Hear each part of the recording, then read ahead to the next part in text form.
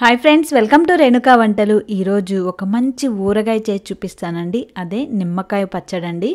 అన్ని పచ్చళ్ళలో కల్లా చాలా తేలిగ్గా చేసుకునేది ఇదే. అలాగే చాలా త్వరగా పాడైపోయే ఛాన్స్ కూడా దీనికి ఎక్కువ ఉంటుంది.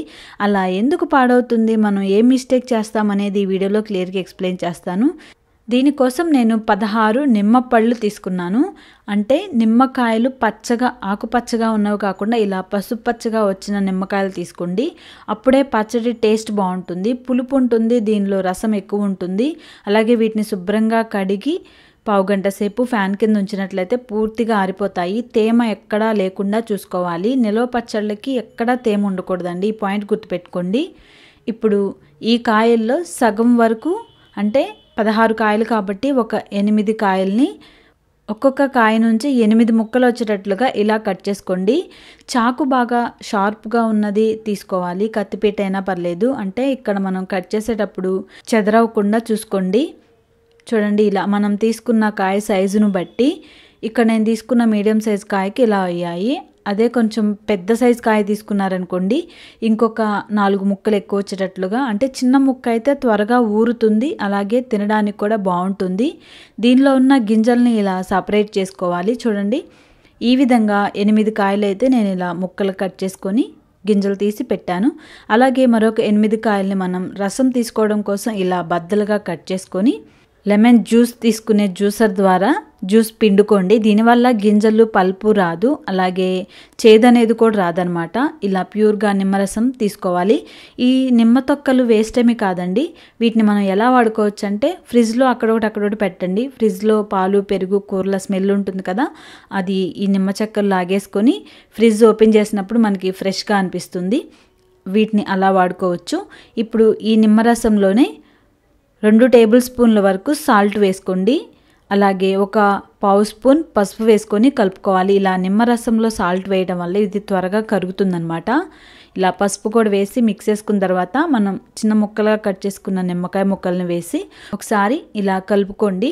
ఉప్పు, కారం అనేది ఈ టేబుల్ స్పూన్ ప్రకారం వేసుకోండి, కరెక్ట్గా సరిపోతుంది. 3 టేబుల్ స్పూన్ల కారం వేసుకోవాలి. కారం ఘాటును బట్టి ఇంకొక స్పూన్ పెరగడం తగ్గడం జరుగుతుంది, అంతే అండి. అలాగే 1 స్పూన్ మెంతుల్ని లైట్గా రోస్ట్ చేసి రోట్లో చక్కగా పౌడర్ లాగా నూరుకొని దీన్ని వేసుకొని కలుపుకోవాలి. ఎక్కువ మెంతిపిండి వేయకూడదండి, చేదొచ్చేస్తుంది అనమాట.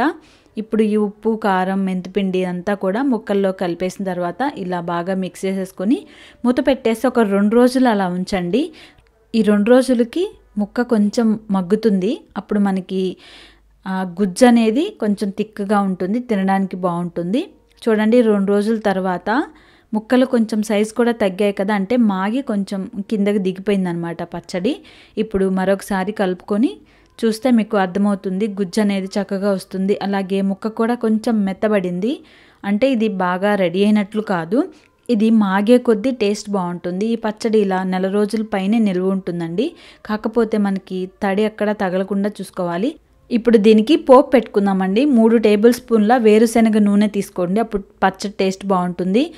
ఆయిల్ హీట్ అయిన తర్వాత 1 స్పూన్ ఆవాలు, అలాగే పావు స్పూన్ వరకు ఇంగువ, 5-6 వెల్లుల్లి రెబ్బలను కొంచెం నల్లకొట్టి వేసుకోవాలి. 2 ఎండుమిరపకాయలు, 2 రెమ్మల కరివేపాకు వేసుకొని పోపు కొంచెం ఫ్రై అయిన తర్వాత ఇక స్టవ్ ఆపేసి ఈ పోపుని పూర్తిగా చల్లారనివ్వాలి. చల్లారిన తర్వాత మాత్రమే పచ్చడిలో కలుపుకోవాలి. వేడిగా ఉన్నప్పుడు కలిపినట్లయితే ఈ పచ్చడి చేదొచ్చేస్తుందండి. అంతే ఫ్రెండ్స్, నిమ్మకాయ ఊరగా రెడీ అయిపోయింది. దీన్ని ఒక గాజు సీసాలో పెట్టి స్టోర్ చేసుకుంటే నెలపైనే నిల్వ ఉంటుంది. ఎప్పుడైనా పచ్చళ్ళు తయారు చేసుకునే దగ్గర నుంచి స్టోర్ చేసుకొని దాన్ని వాడుకునేటప్పుడు కూడా తేమ తగలకుండా చూసుకుంటే పచ్చళ్ళు ఎక్కువ రోజులు నిల్వ ఉంటాయి. అలాగే ఉప్పు, కారం తక్కువైనా సరే పచ్చళ్ళు త్వరగా పాడవుతాయండి. ఉప్పు, కారం కూడా కరెక్ట్గా ఉండాలి. సో నేను చెప్పినట్లుగా ఈ కొలతల ప్రకారం మీరు తయారు చేసుకొని చూడండి. నిమ్మకాయ ఊరగాయ కమ్మగా ఉంటుంది, పెరుగన్నంలోకి సూపర్గా ఉంటుంది కదా. మీరు తయారు చేసుకొని ఎలా ఉందో నాకు కామెంట్ చేయండి. అలాగే ఈ వీడియోని లైక్ చేస్తూ షేర్ చేయండి ఫ్రెండ్స్. మరిన్ని వెరైటీ అండ్ క్విక్ రెసిపీస్ కోసం రేణుకా వంటల ఛానల్ని సబ్స్క్రైబ్ చేసి సపోర్ట్ చేయండి. Thank you for watching.